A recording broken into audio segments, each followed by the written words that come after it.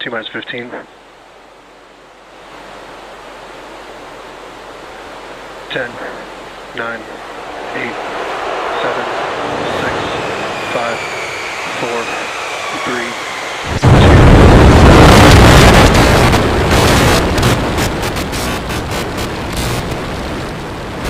We have lift off.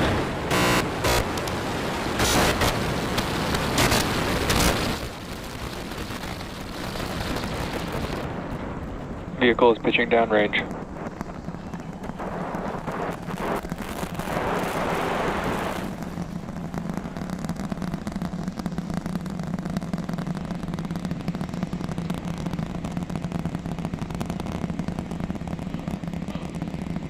All right, 30 seconds into flight. The rumbles are still building here in the Raptor's nest. We're seeing 32 out of 33 engines lit on the Super Heavy right now. Coming up shortly is going to be max Q, that maximum aerodynamic pressure as we go uphill on the vehicle.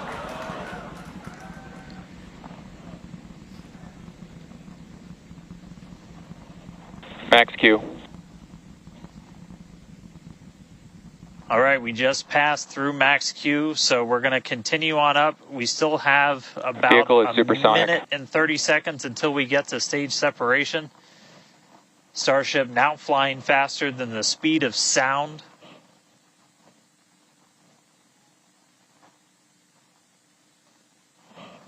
All right, so you got a couple of views. You got some ground trackers in your top camera there. You're looking down from the top of the booster in the bottom left, and then a camera in the top flap of the ship looking back in the bottom right. So getting a couple of different looks as Starship heads uphill. Once we get the hot staging, a lot of things happen all at once simultaneously. We're going to light the engines on the ship, starting with the RVACs first, and then the 3 center sea level engines before we're separated. All of that exhaust gets plumed out the side of the hot stage, and then the ship will separate itself. All but the 3 center engines on the booster are going to shut down, so the booster never stops its thrust while we go through this hot stage maneuver. After that, the booster is going to do its flip, start heading back, and then the ship will be on its own power on its way to space. So that should be coming up in just about 30 seconds from now. As of right now, still looking in like 32 out of 33 Raptors lit on the booster.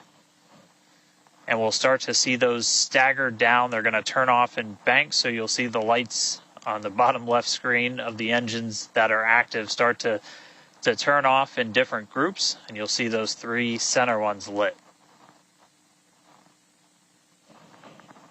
Booster engine cut off. Ship ignition. Stage separation confirmed. Boost back burn, start up.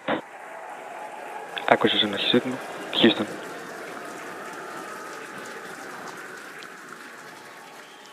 Hot stage confirmed. Ship under its own power. Booster boosting back. Looks like all 13 are lit. Kate, we got a booster on the way back to the Gulf and a ship on the way to space. Acquisition signal, status. Ship chamber pressures are nominal.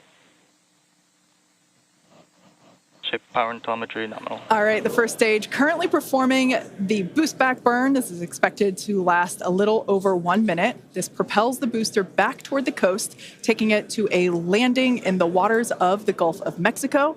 As you can see on your screen in the bottom left-hand corner, we were only using the 13 center engines from here on. Boost back burn shut down. Heard confirmation there of good boost back burn shutdown. H2 tank pressures are nominal.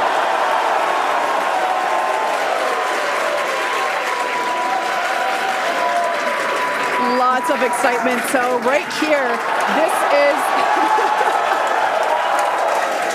this is our view of the jettisoned hot stage. As we mentioned, this is a temporary fix to help reduce the weight of the booster, the Super Heavy booster. Future iterations will have a lighter weight integrated hot stage structure that won't need to be jettisoned. Now, after we jettison that hot stage, the booster will begin to attempt its water landing in the Gulf. In the meantime, the ship will coast for about 40 minutes or so up to an altitude of 214 kilometers. And after its coast phase, it will attempt a controlled reentry, including a flip maneuver and a landing burn, just before splashing down in the Indian Ocean. But as a reminder, we are not Starship attempting... trajectory nominal. Good news there. Trajectory is looking good for the ship, which is on the right-hand side of your screen.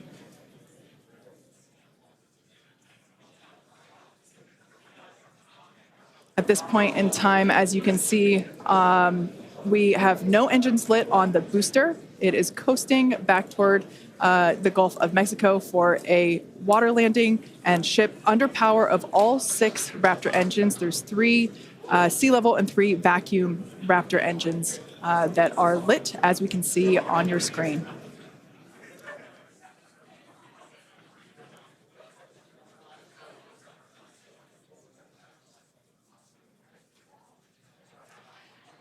These views have been looking incredible. Super Heavy has been performing beautifully today. And you can hear the crowd is very excited about it. As a reminder for Booster, the primary goal today is to do a landing burn and a splashdown in the water. And we are just about 30 seconds away from that landing burn expecting to begin.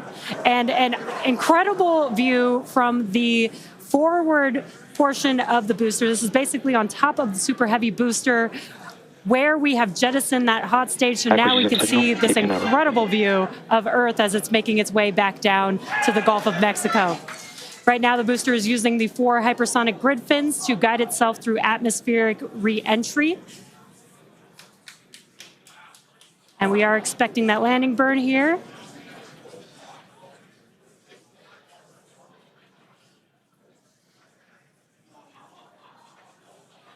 And we will be igniting 13 engines, and this is a great view. On your left-hand side is 3 views from the booster, and your right-hand side a view from the ship. And you can see those grid fins on your left-hand screen rotating and turning to guide the booster, and there's that landing burn.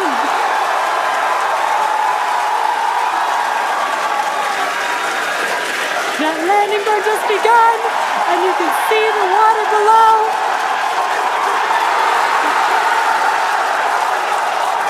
And we have splashdown.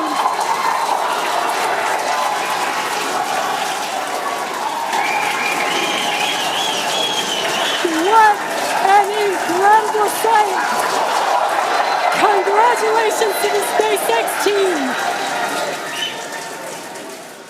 Ship has entered terminal guidance. That was absolutely incredible. The first successful splashdown of the Super Heavy booster. Loved seeing it just tip over into the water before losing that footage. Now the next milestone is coming up in about under a minute. The ship is going to shut off its Raptor engines, Ship engine cut off. which we see right there.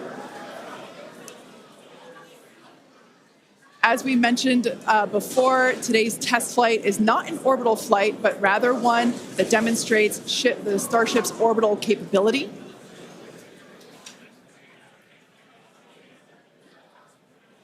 So right now, we are under power with just the 3 center Raptor engines. Expecting those, and just there we could see that those have also successfully cut off.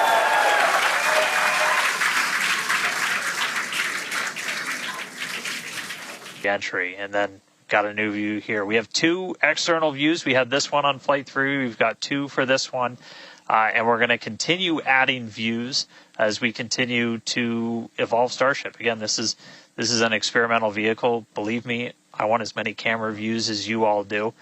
So huge shout out to the AVI and the software teams and everybody that's been working with us. We're getting more cameras on Starship, not just because it looks cool, but this provides an incredible insight into reentry, which is, historically a really tough window to look through. Approaching entry interface. The physics of reentry are insanely intense. One of my favorite NASA astronauts, Victor Glover, recently described it as with the forces and the flows and the temperatures, it's like pointing at a raging river in one spot and saying, tell me exactly what's happening right there. And like that's what a ship is experiencing as it goes through, as it's moving through the atmosphere at more than 5 miles a second and heating up to thousands of degrees. So just having visual representation, just being able to see what's happening is incredibly valuable. So these views are going to be through Starlink. We've got this one. This is in one of the forward flaps looking back. So if you see it rotating around, that's because, again, it's embedded in one of those forward flaps. So as we get through and we start to build up density in the atmosphere, this view is going to move around as the flap does.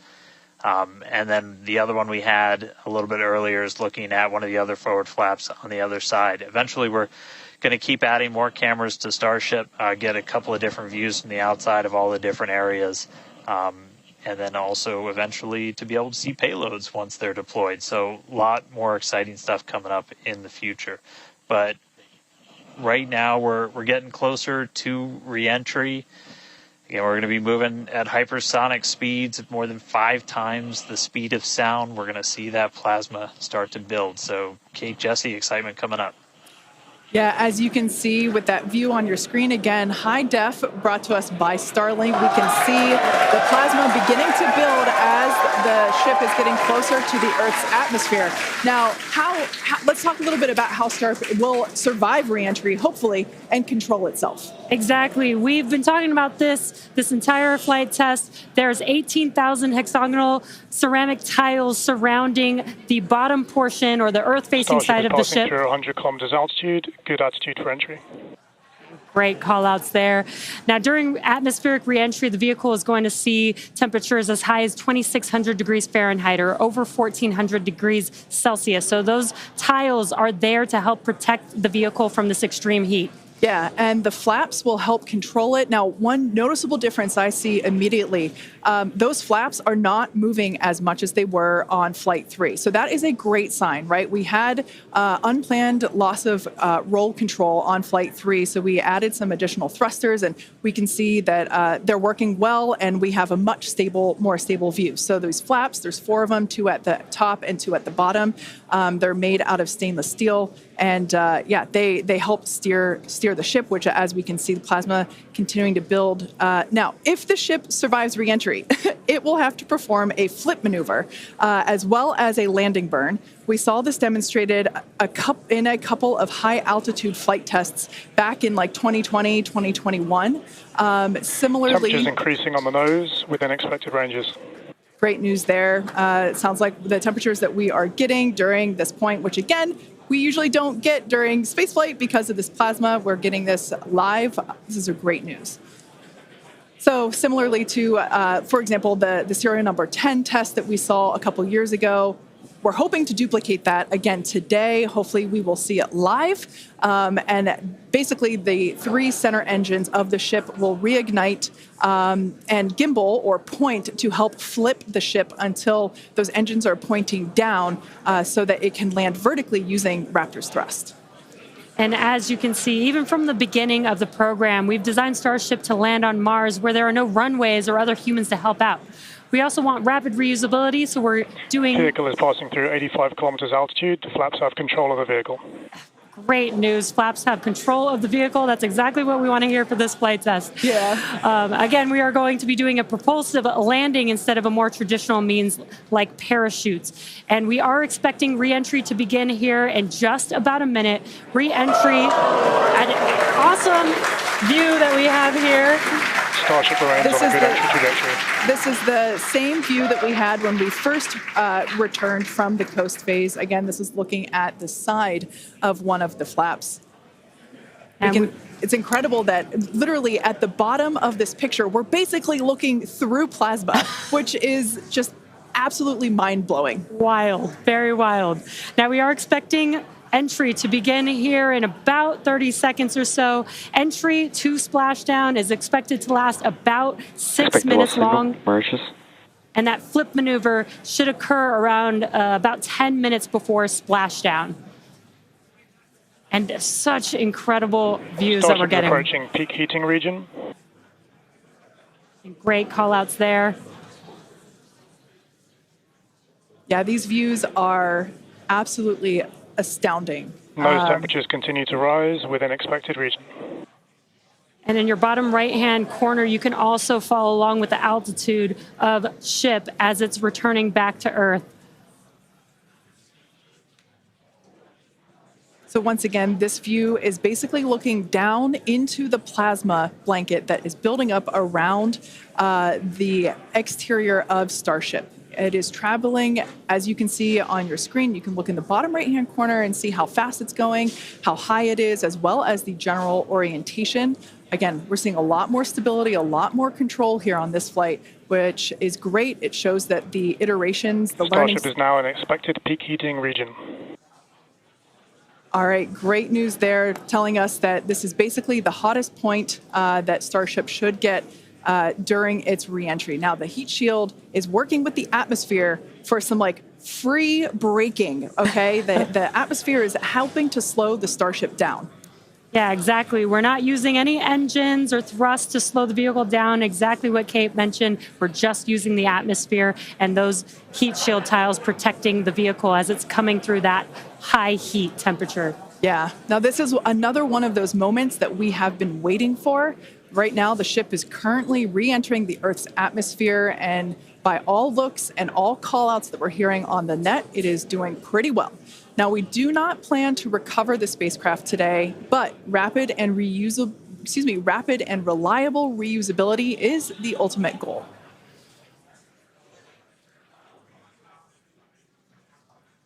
And just pausing to just take in this incredible new and different view that we're seeing. We did get a similar view in Flight 3, but again, the vehicle did lose a little bit of its control, attitude control, and this is a very stable view. This is great. This is exactly what we want, and we are hearing that we're getting expected call-outs. Mm-hmm. Absolutely. Starship is seeing half a G of acceleration, remains on a good entry trajectory. You know, it's incredible to look at this photo and wonder, wait, is it real? Is it frozen? We can see so I was just going to say Those temperatures have stopped increasing. Oh, that is great news. The temperature is no longer building. But I was saying, we have a little bit of indication there. We can see that streaking that occurs and tells us that this is indeed a true view. So once again, we are looking basically through the plasma that is building up around the exterior of the ship. And I still cannot get over that we are getting a live view of re-entry right now, live on your screen. Again, we've said this over and over, but all thanks to Starlink. We are able to use Starlink in space, which we're getting this incredible data. And not only just the data from the sensors, but getting live imagery of what is actually happening, which is great, which we've never been able to do live before. Right. Now, just a quick future outlook here. So in about, at T plus about 1 hour and 2 minutes, we should hear a call out for entry transonic. That means that the ship is going near the speed of sound. And then about a minute after that, we'll hear another call out saying entry subsonic, meaning that the ship is going below the speed of sound. So these are all continued indications that the atmosphere, right, as the ship comes back down, it is getting through the more dense part of the atmosphere, and that atmosphere is helping to push against the vehicle, and those heat shields are protecting the vehicle during this high heat period.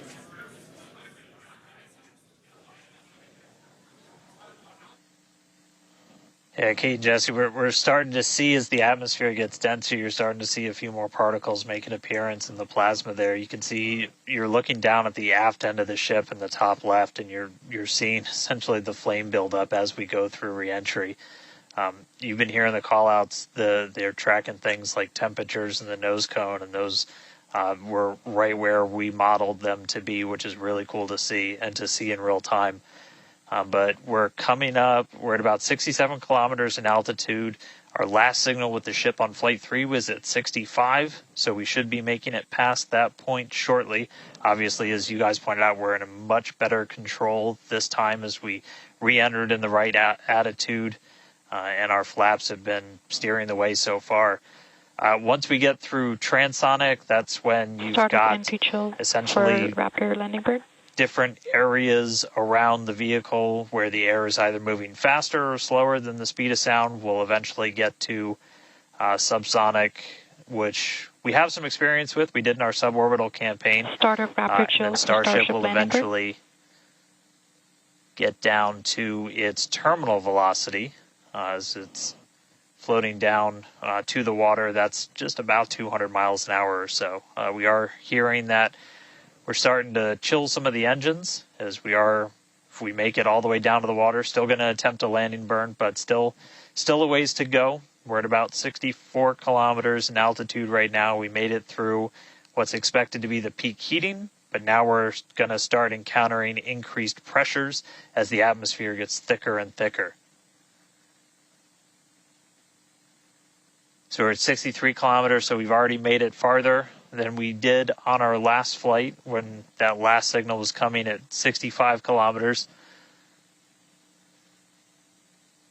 So again, what we're really looking at here is the performance of the heat shield, of the flaps, of the seals in the flaps. There's just a whole bunch of different areas that we're keeping a really close eye on as we re-enter.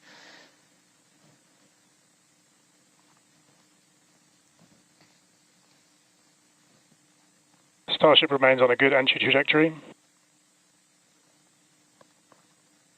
And looking like we're still on a good trajectory. If you're seeing little camera moves, that's the flap moving as it continues to maintain the attitude of the vehicle as it re-enters.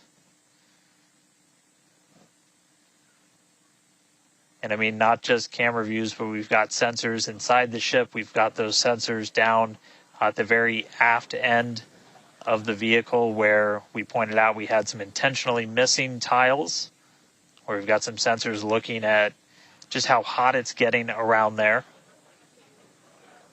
We intentionally put those in essentially the least critical part of the heat shield, where if you had any kind of a breach, it wouldn't be great for reusability, but wouldn't be critical for actual making it through the re-entry into the landing.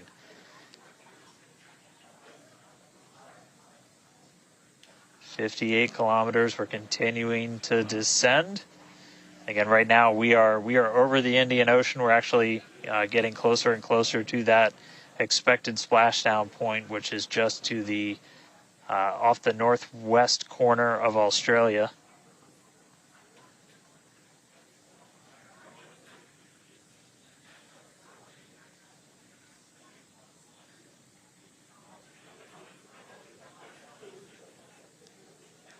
And if you keep an eye on our speed, the speed is dropping. We're hitting the thicker part of the atmosphere now. The speed's going to start dropping precipitously.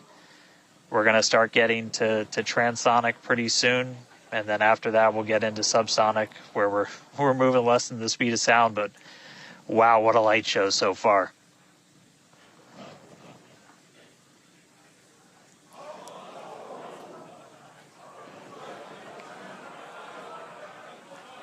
External temperatures are starting to come down. Again,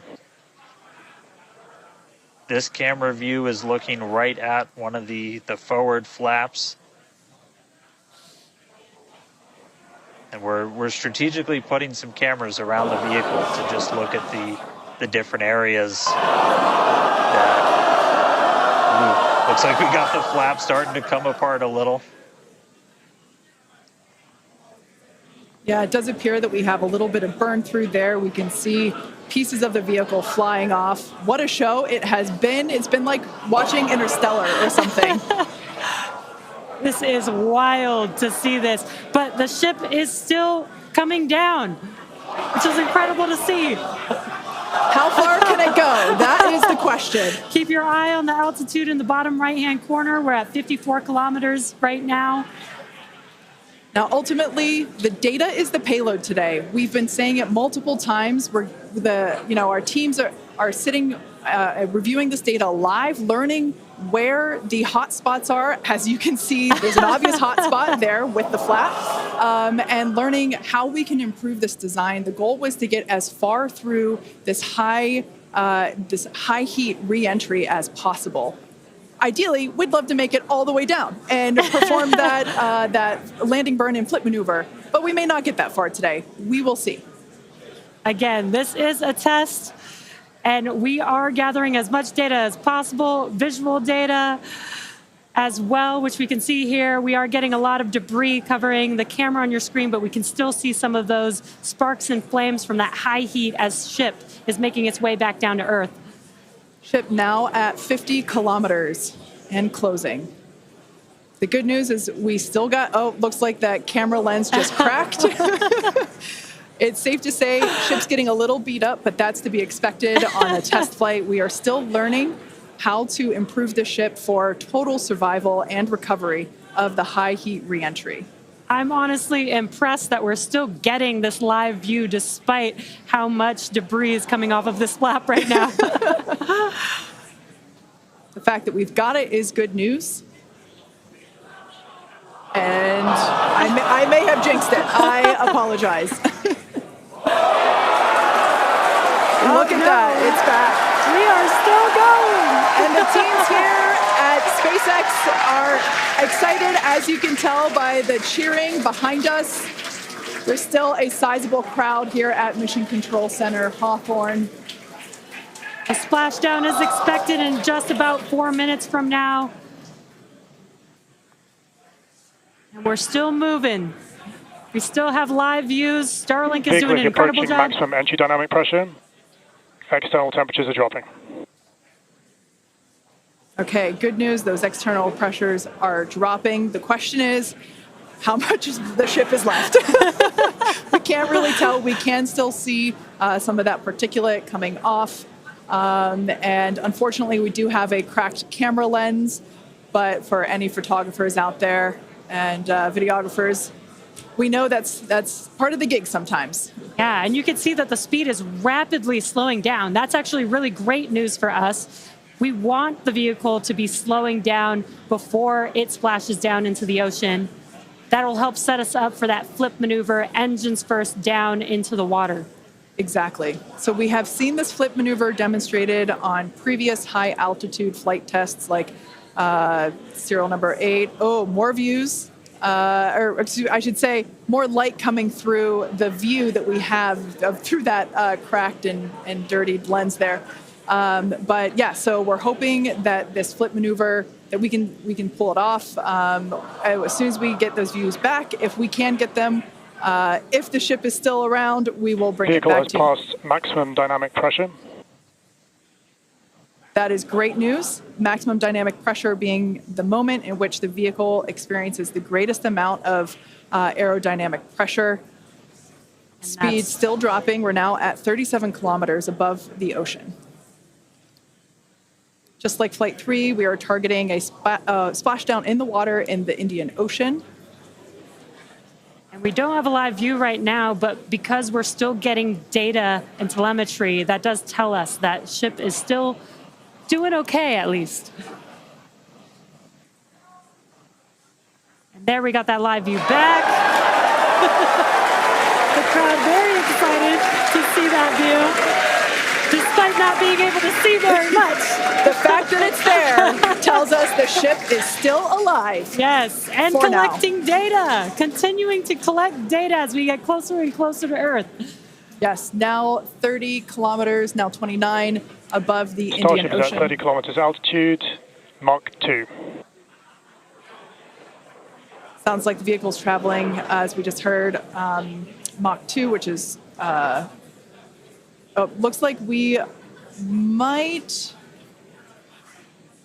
I thought maybe it might clear up. It is a little bit, now at T plus 1 hour, 3 minutes and 13 seconds into Starship Flight 4, hoping that the ship can hang on. It's probably potentially hanging on by a couple of bolts and threads, but it's still going, and that is excellent news.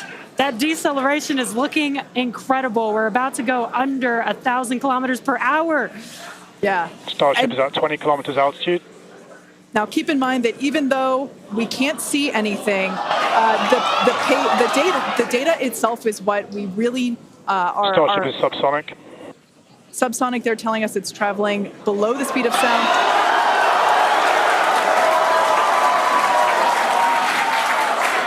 That movement means the flaps are actuating. I think we can see something. This is a nail biter.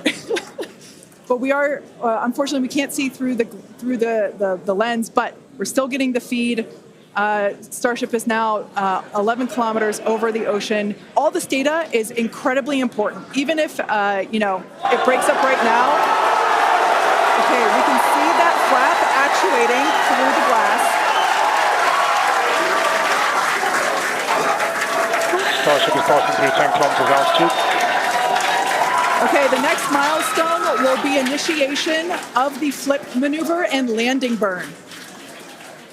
Keep an eye on the bottom right corner of your screen for those 3 center engines to relight. They will gimbal or angle so that the ship flips itself back up vertical and hopefully lands in a vertical position. And the crowd is very excited to get this view of that flap still Starship maneuvering. is passing through 5 kilometers altitude.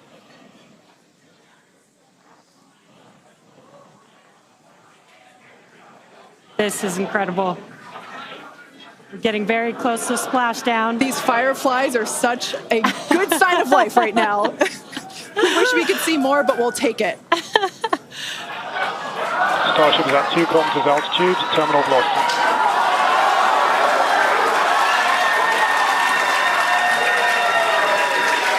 Landing burn startup for Starship. All right, good news there.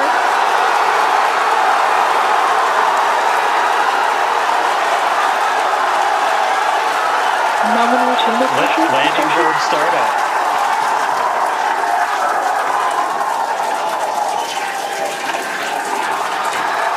Starship is in landing burn. Landing burn shutdown. The landing bird shutdown was commanded